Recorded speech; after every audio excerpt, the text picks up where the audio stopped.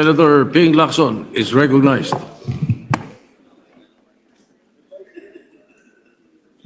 Thank you, Mr. President. Mr. President, distinguished Majority Leader, thank you for allowing me to have the floor on a matter of personal and collective privilege. Much as I would like to abide by the elders, what my elders had taught me, that, and I quote, silence is the best response to nonsense. I'm constrained to take the floor to set the record straight and correct the prevarications spewed on this very floor by one of our colleagues, namely Senator Rodante Marcoleta. While in his two recent privilege speeches, he mostly referred to this representation as the BRC chairman, in my manifestation today, I will refer to him by his name. Like on many past occasions, I could have effortlessly dismissed Senator Marcoleta's statements as I refuse to dignify his ego-driven provocations. But when the attacks shift from professional to obsessively personal, I must shut the whole political circus down, firmly, completely, and without ambiguity.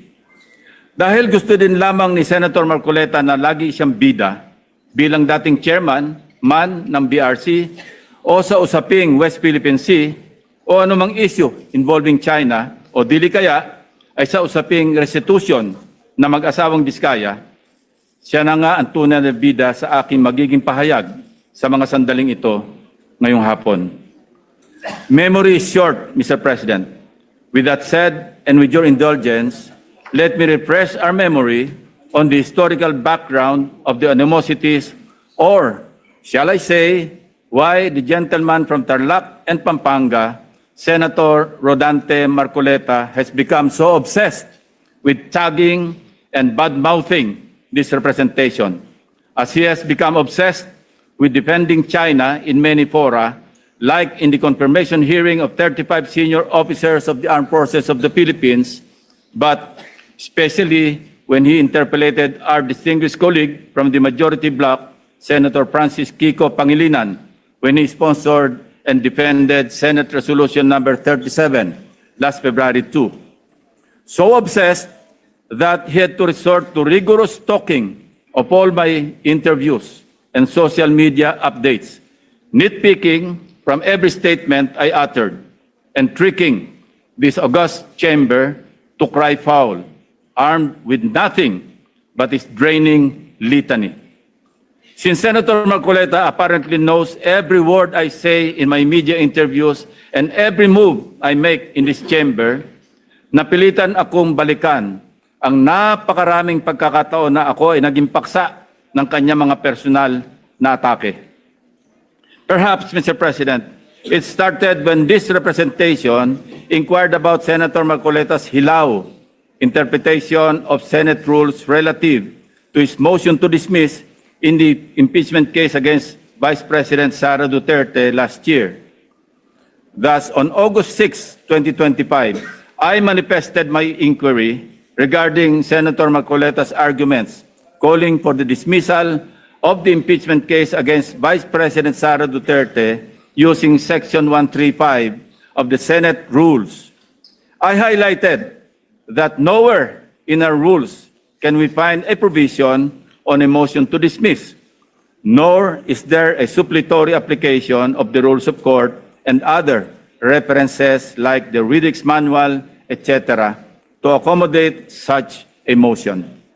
I merely raised a parliamentary inquiry into how we can deal with the said motion to dismiss an impeachment case, given that we were then constituted as a legislative body in plenary session and not as an impeachment court.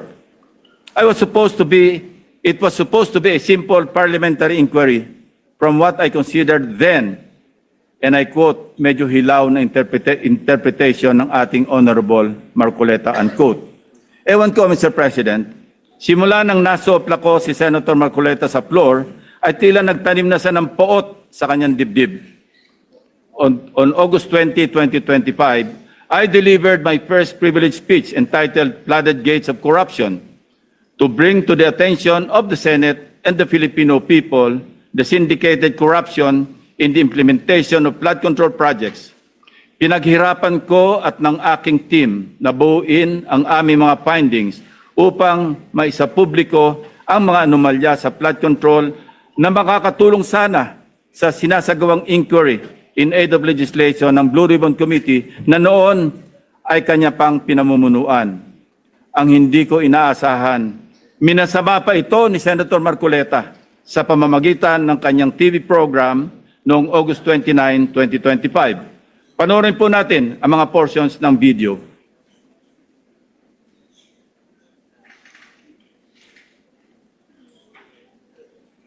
Ngayon, isang major committee yung Blue Ribbon, bawal na yung gagawa ka pa ng sarili mong pagpapahayag. Lalong-lalo na kung gusto pagpapahayag mo, parang uulitin mo yung mga bagay na dapat sana doon na ihayag doon sa naunang pagtalakay. Para may sarili kang expose, may sarili kang person. Oo, isang major committee, hindi dapat na ginawa pa yun. Kumbaga, kalabisan na yun. Sa tuntunin kasi, bawal na yun. Lalo na kung doon sa pagpapahayag mo, ay parang uulitin mo yung mga bagay na dapat sana ay doon na ihayag sa naunang pagtalakay. Hindi dapat ginawa pa yun. Kumbaga, kalabisan na yun. Sa tuntunin kasi, bawal na yun. Yan ang sinasabi ng isang taong nakasalamin sa hating gabi. Na yung nag-epal siguro. Yun ang pasikat, di ba? Yan ang sinabi niya, Mr. President. Mr. President, tulad ng kanyang motion to dismiss, nag-imbento na naman ng hilaw na rule si Senator Marcoleta. Kahit pagbali-baliktarin natin ang rules of the Senate, walang nagbabawal sa kahit sinong senador na magpahayag sa pamamagitan ng privilege speech kahit tinatalakay na sa komite ang paksa tulad ng flood control. May natapakan po ba akong ego sa aking privilege speech na naglahad sa kauna-unahang pagkakataon ng mga konkretong ghost at substandard flood control projects? May nasagasaan po ba akong pride sa pagpapangalan sa mga sangkot sa anomalya na sina Bryce Hernandez, Henry Alcantara at iba pang personalidad sa kauna-unahang pagkakataon? If yes, I refuse to apologize and feed on Senator Marcoleta's ego and pride. On September 9 last year, after the leadership change and subsequent reorganization of Senate committees, including the Blue Ribbon Committee with me as its chairman, hindi na lalo nakamove on si Senator Marcoleta. I was met with a barrage of undue criticisms by the former chairman, Senator Marcoleta. Much of it characterized by a profound lack of respect for both this representation and the Blue Ribbon Committee. During the 23 September 2025 public hearing of the Blue Ribbon Committee, Senator Marcoleta disrupted the proceedings when he raised what he called a prejudicial question on my impartiality as the chairman, following a media interview where I simply answered a question about which among the source persons, in my opinion, between his favorite Diskaya couple and Bryce Hernandez of the famed BGC Boys appeared more credible. Siguro, nakakalimutan na ni Senator Marcoleta ang cases assigned for reading nung nasa law school pa siya. The Supreme Court in the case of Berbari versus Honorable Pedro Concepcion, GR number 16189, February 26, 1920, the court explained that, and I quote, prejudicial question is understood in law to be that which must precede the criminal action, that which requires a decision before a final judgment is rendered in the principal action with which said question is closely connected. Not all previous questions are prejudicial, although all prejudicial questions are necessarily previous. Hindi ko na nga siya pinatulan sa issue na yon para hindi ma-disrupt ang pagdinig kahit mali-mali dahil sa pagsasaalang-alang sa kanya bilang isang abogado na dapat ay alam niyang applicable lamang ang prejudicial question sa mga criminal cases. Well, dapat. He exposed his ignorance as a member of the bar, particularly on the revised rules on criminal procedure, even as he invoked the issue of impartiality at the top of his voice and out of order and decorum, continuously interrupting the chairman and everybody else, while shamelessly appearing to act as counsel for the Diskaya couple, without even disclosing before the committee members that one of his family members was an independent director of insurance companies that provided bonds for contractors owned by the 207 billion peso flood control contractors, Curly and Sara Diskaya.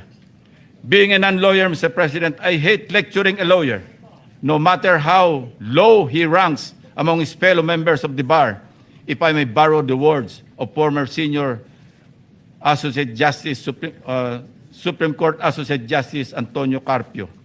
Since he is now asking for it, I also thought, as lawmakers, we may as well be educated in this regard.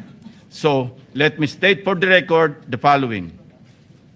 Under Rule 111, Prosecution of Civil Action, Section 7 of the Revised Rules on Criminal Procedure, the elements of a prejudicial question are A, the previously instituted civil action involved an issue similar or intimately related to the issue raised in the subsequent criminal action, and B, the resolution of such issue determines whether or not the criminal action may proceed.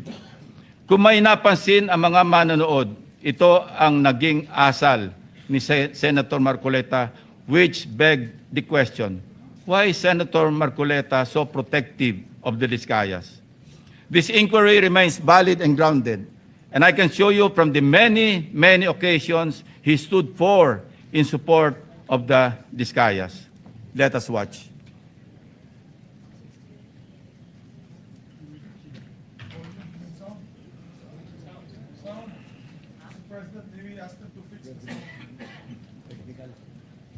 May I ask for 1 minute suspension, Mr. President?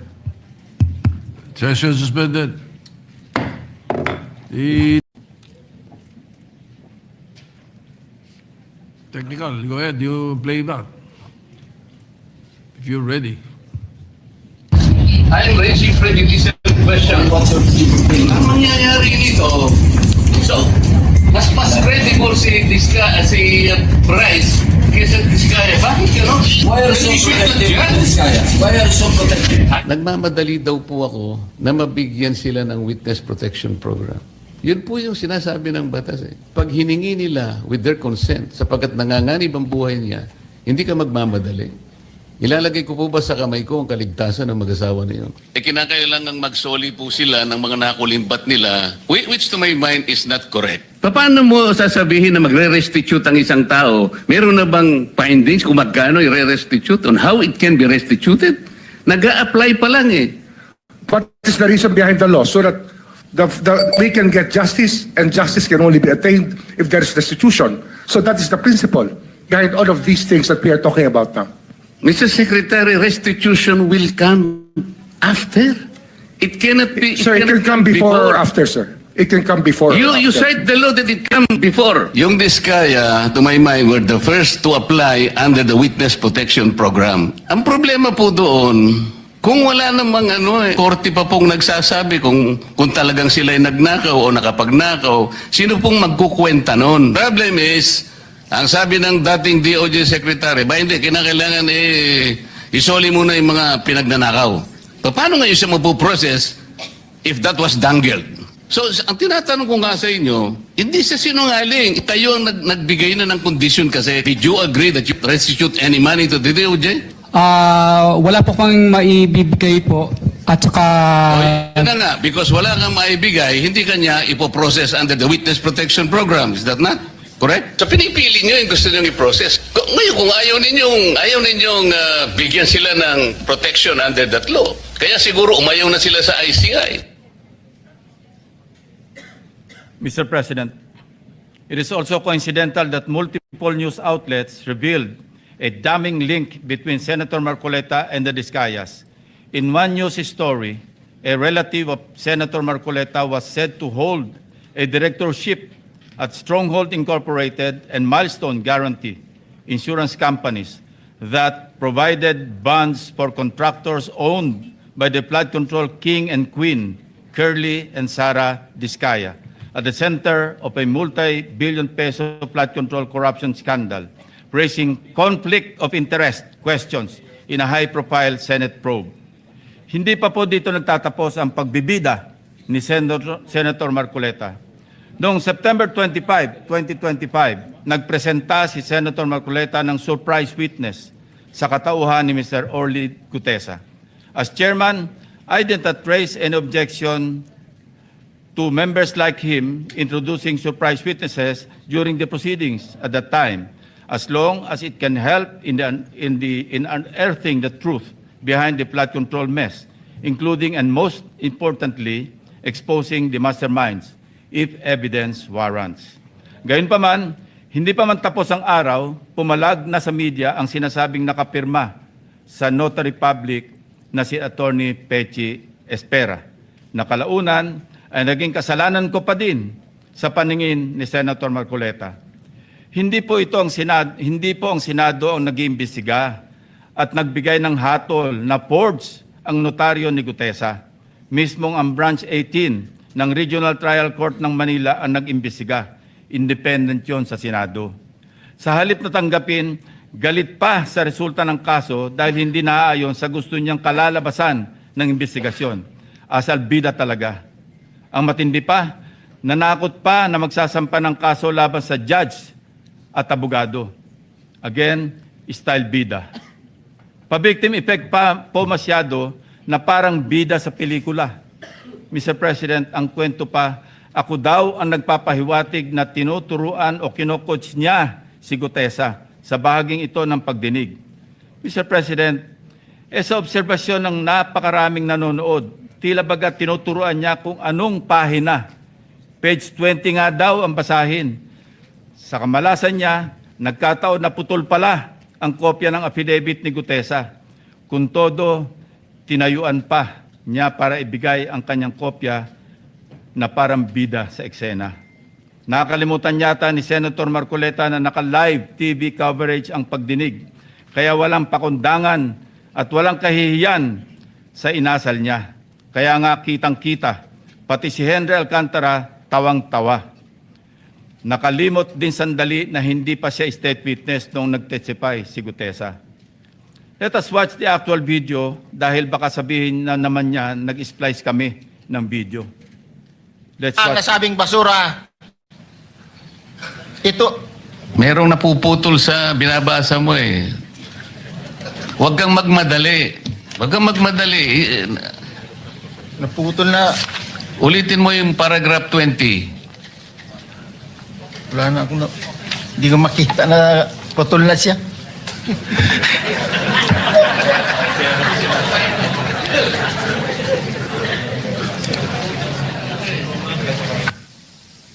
I strongly deny that I made mention of him coaching Gutesa, Mr. President.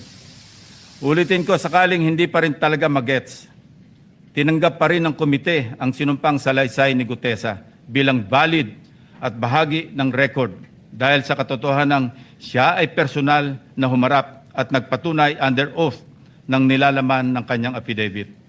Ang masama, Mr. President, tinanggap naman natin sa record ang testimonya ni Mr. Gutesa. Hindi pa rin tumitigil sa kakareklamo si Senator Marcoleta. Mr. President, ang tunay na issue hindi ang forged na affidavit kundi ang biglaang pagtatago at pagkawala ni Gutesa. For the information of this body, Mr. Gutesa, who was presented as a witness by Senator Marcoleta, has been unavailable since his initial appearance.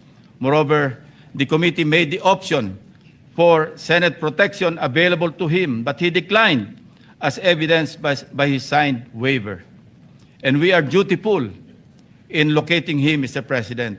Pinuntahan namin ang lahat ng addresses para mayabot ang imbitasyon ng komite and even rigorously visited our CCTV camera footage. Again, displaying his obsessiveness for the nth time, Senator Marcoleta even lambasted me by implying that I was surveilling his office. Galit na galit.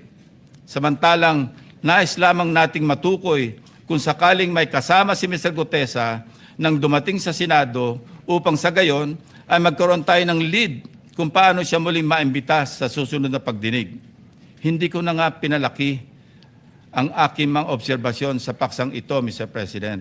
Sa halip, sinubukan pa rin naming hingin ang kanyang tulong sa paghahanap kay Sergeant Gutesa.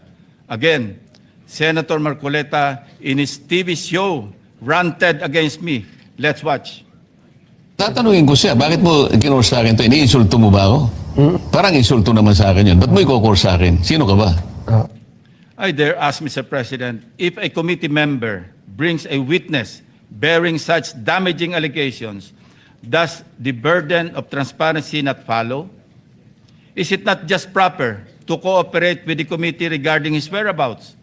Why then does Senator Marcoleta find my position so offensive? On many occasions, Senator Marcoleta made statements that undermined the authority and collective integrity of the committee. Mukhang aabutin tayo hanggang bukas kung iisa-isahin ko pa lahat ang katakot-takot na pag-alipusta ni Senator Marcoleta sa komite na kinabibilangan din naman niya. He continued the same litany in his speech yesterday, Mr. President. Let me count and rebut it once and for all. 1. On the release of the minority report. Tahasang pinagmamalaki ni Senator Marcoleta ang minority report for the lack of better term, he said, na kanyang nilabas noong December 10, 2025, na siya ring naging paksa ng kanyang litanya kahapon.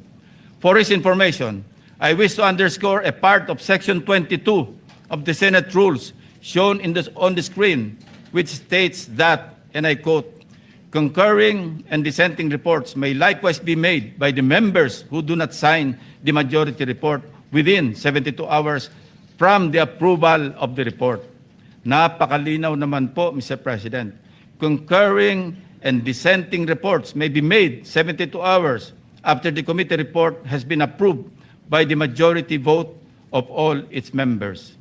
Siya na nga itong gawa ng mga bagay na wala naman sa alituntunin ng Senado. Pagkatapos, ako ang pagbibintangan niya na epal. He even had the audacity to declare, and I quote his speech, a submission anchored on the same hearings, 3 of which he actually presided, the same resource persons, and the same affidavits. Masasabi ba niyang pangbasura lang din ang lahat ng yun? At this point, Senator Marcoleta must know that rhetorical fallacies do not amuse me, Mr. President. If the release of this so-called minority report and its contents did not amount to a direct affront to the chairman and to the committee as a collegial body, then I'm not sure what is. May I also emphasize, Mr. President, that this same report brazenly stated that, and I quote, the BRC, Blue Ribbon Committee, cannot and should no longer compete with the National Prosecution Services and eventually the judiciary in finally disposing of these cases, unquote. Clearly implying that the committee must conclude its proceedings. Mr. President, sino ba siya para pangunahan ang chairman at ang mayorya na miyembro ng committee? Wala sa lugar, wala sa hulog. Saganang akin lang din naman, kagulat-gulat po ba ang naging reaksyon ng representasyon na ito na walang lugar ang ulat na yan kundi sa basurahan? Kayo na ang humusga, Mr. President. Number 2, let us go to the BRC draft partial committee report na pinamahagi ng komite noon pang ika-11 ng Pebrero nitong taon. Na sa mismong araw na ito ay 1 buwan na ang nakakalipas. Na siyempre ay laman din ng only reklamo ni Senator Marcoleta. Anya, ang natanggap ng kanyang opisina ay isang PDF file or document na may watermark ng bawat opisina na nakatanggap nito na wala man lang daw pirma ng chairman ng komite. Natural, walang pirma dahil advance copies lang naman ang pinadala namin sa opisina ng lahat ng members. Common sense naman po, Mr. President, na binigyan ng soft copy ang bawat miyembro upang madaling mabasa at mapag-aralan ng lahat ng nilalaman nito simultaneously Properly informed naman po ang mga staff ng mga senador na available mula sa aming opisina ang pisikal na kopya na lagpas 400 pages ng committee report upang mapirmahan sa hudyat ng mga ginagalang na miyembro ng committee. Ang ating inisyatibo upang pabilisin ang tamang proseso ay talagang masama pa rin sa paningin ni Senator Marcoleta. Tulad ng ginagawa din naman ng ibang miyembro ng komite, panay din ang follow-up namin sa kanyang opisina na kung nais na ba niyang pumirma sa printed copy ng report.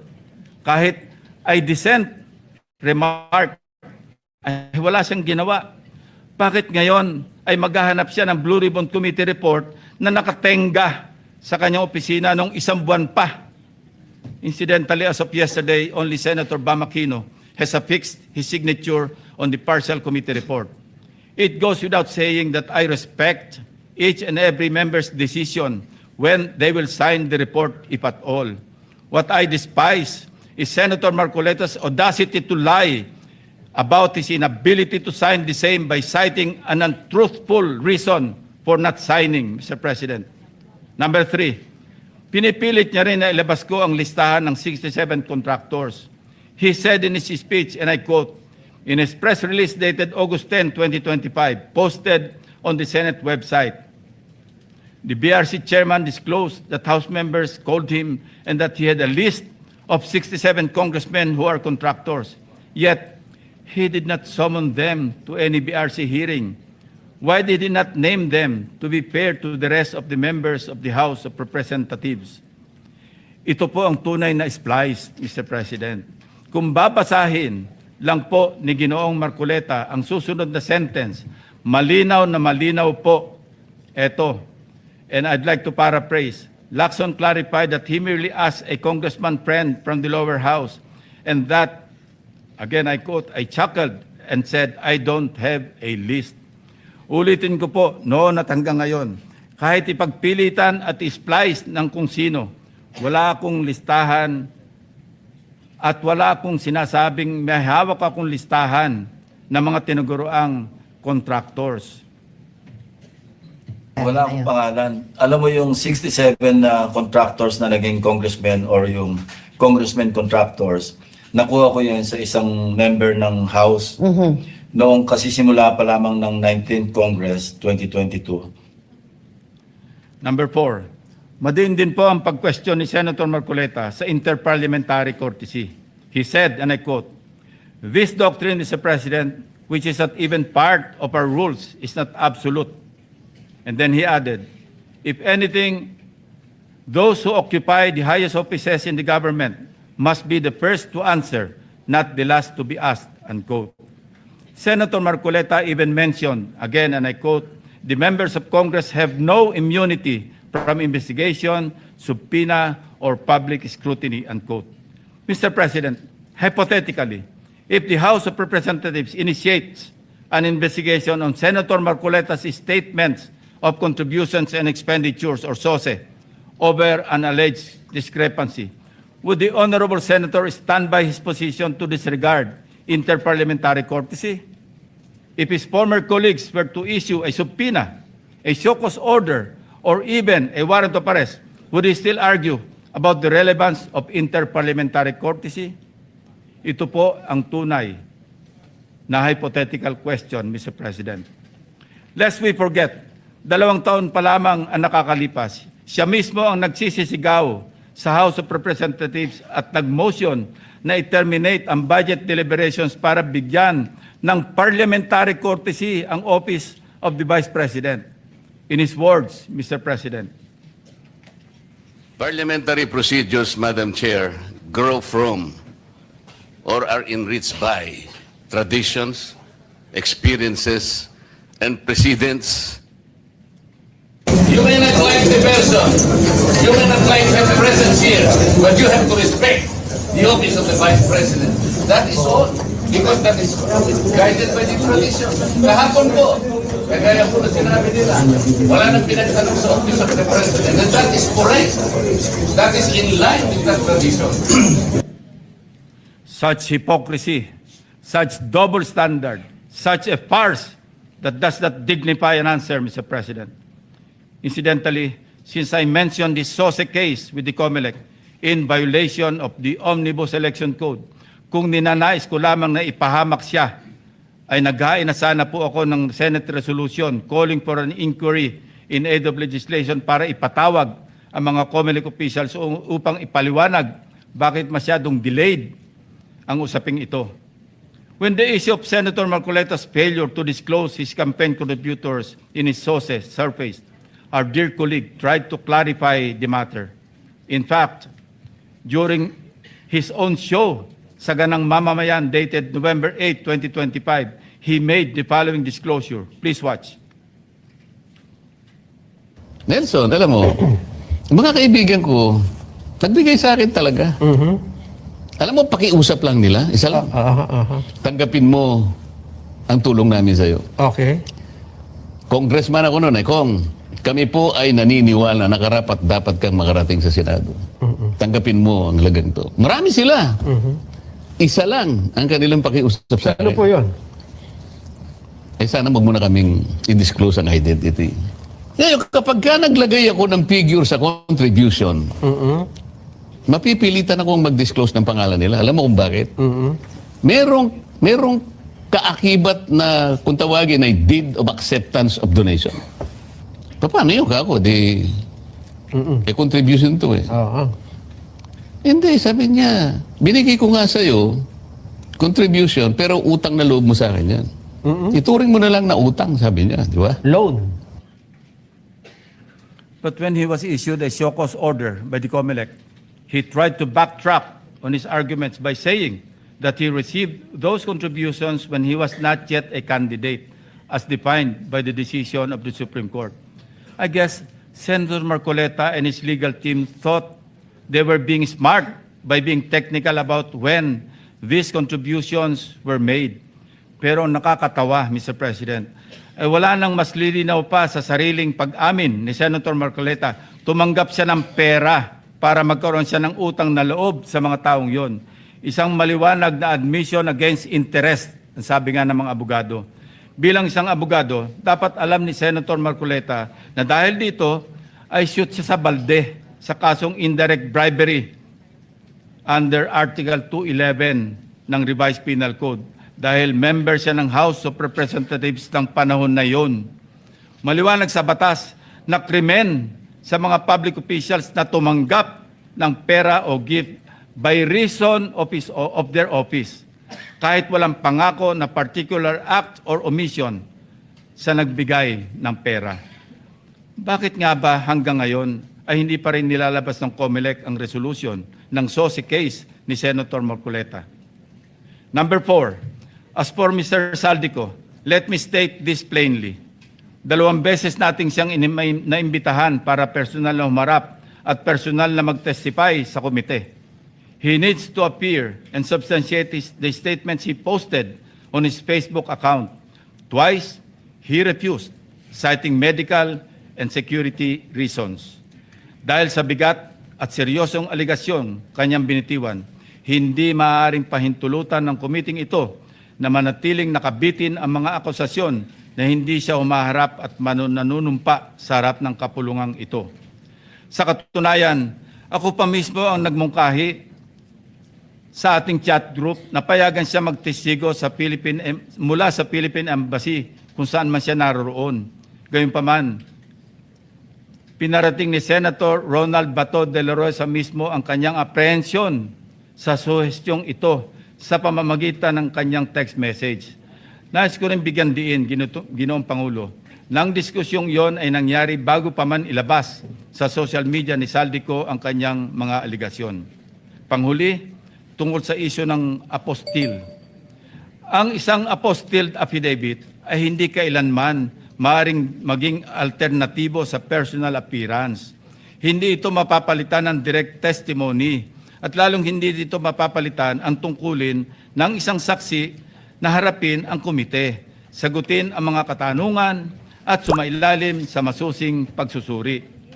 Kung handa si Saldico na magbitiw ng mga seryosong akusasyon sa publiko, dapat ay handa rin siyang humarap sa atin at panindigan ang mga alegasyong iyon sa ilalim ng sumpa. Ikalima, sa kanyang akusasyon sa representasyon ito kaugnay ni Congressman or former Speaker Martin Romualdez. Kung binasa lamang po ni Senator Marcoleta ang partial committee report, makikita po niya na nakapaloob na doon ang lahat ng nais niyang ipahayag. Kung hindi man higit pa, rekomendasyon para sa fact-finding investigation, AMLAC bank inquiry, and filing of freeze order petitions are for future. Kung napakarami pa niyang gustong ipaglaban at paimbestigahan, bakit siya rin ang nagsabi sa kanyang minority report na dapat tapusin na ang pagdinig? Kung sa bagay, kung mayroong isang bagay na consistent si Senator Marcoleta, ito ay ang pagiging inconsistent sa kanyang mga pinagsasasabi. As to the other witnesses allegedly not invited by the committee, it bears stressing that the committee has not terminated its hearings, contrary to the suggestion in the so-called minority report. The intention at this stage is simply to have the partial committee report filed and sponsored in order to reflect the evidence received thus far and to allow the committee to consider the next steps, taking into account the views of the members on other areas that may be pursued as the path forward toward the eventual conclusion of the hearings. As to the other matters raised under the rules of the Blue Ribbon, the chairman serves as the chief executive officer of the committee and, as such, exercises broad discretion over matters pending before it, including the invitation of witnesses. Members may suggest witnesses or move for the invitation during a hearing, and if such motion is approved by the members of the committee, the same will, of course, be respected by the chair. Pang-anim, sa kawalang kamatayang i-give up ang KIG remark na umabot din sa isang full privilege speech upang ipangalandakan na ako ay nasa likod ng pag-splice ng kanyang video upang siya ay siraan. His statement, and I quote, verbatim, Mr. President, ang gawin natin po para madali, i-give up natin ang KIG. Then, mako-coordinate na natin lahat, unquote. Is that merely suggestive, Mr. President? Ito ay kasing kintab ng bumbunan na nasinagan ng tirik na araw sa tanghalin tapat, Mr. President. Sapat na ang kanyang hindi matapos-tapos na paliwanag na kesyo hypothetical daw, kesyo joke lang daw, ayon sa kanyang mga pahayag at kalaunan, ay gusto pa niya amyendahan o i-correct ang journal ng Committee on National Defense of the Commission on Appointments. Mag-ingat po tayo rito, Mr. President, sa kanyang gusto mangyari. Your Honor, being the chairman of the Commission on Appointments, and some of us here as members, we must study diligently the legal implications of Senator Marcoleta's motion now pending before the Commission on Appointments. Anyway, going back to his, i-give up natin yung KIG statement na in-splice ko daw, na maring kong pinabubulaanan. Ang masasabi ko bilang analogy sa kanyang sitwasyon ay ganito. When one looks the same as when he does before going to bed at night, how can there be splicing? Inversely, Mr. President, when one looks different going to work during daytime from before going to bed at night, that's when splicing becomes evident. Matanong ko lang po, sino ngayon ang magaling mag-splice, Mr. President? Hindi ko kasalanan ng mga salitang nagmula sa sarili niyang bibig. May tawag nga dito ang mga Gen Z, classic case of gaslighting. Number 7, sangkatutak na ang mga pahayag ni Senator Marcoleta na napakalinaw na hindi pumapabor sa ating pambansang interes. Sangkatutak na rin ang mga nagbigay ng kanilang mga negatibong reaksyon. Ngunit sa huli, ako pa rin far beyond by debunking and undermining the historical facts about Tomas Cloma. Senator Marcoleta said, I was all wrong when I said that this frat list was discovered and consequently occupied and owned by lawyer and businessman Tomas Cloma, citing the principle of terra nullius or res nullius. It was for him a historical distortion. Curiously, Mr. President, these narratives align with those of the Chinese narratives, plucked directly from the People's Republic of China's Ministry of Foreign Affairs official website, Mr. President. Let's show the slides.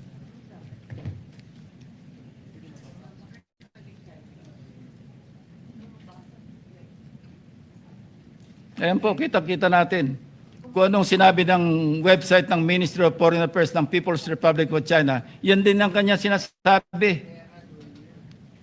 Now, Senator Marcoleta speaks of a pattern that he himself built in his head to discredit this representation. But if we backtrack the events that transpired in the past several months, one thing is crystal clear. When cornered by the fault of his own doing, he employs a diversionary maneuver, pathetically stretching the conversation, no matter how illogical, until people get drained and tired. Just as a squid squirts ink to darken the water and blind everyone around while it swims away, a person may throw out irrelevant issues, fake scandals, or emotional outbursts to distract the public from the actual evidence or the main point of an investigation. After all is said and done, I am tempted to ask these questions, Mr. President. On the West Philippine Sea, which side of the South China Sea is Senator Marcoleta on? On the anomalous graft-ridden flood control projects, is Senator Marcoleta for the Discayas or the people of the Philippines? I think we know the answers, Mr. President. Thank you, distinguished colleagues, and thank you, Mr. President. Majority Leader.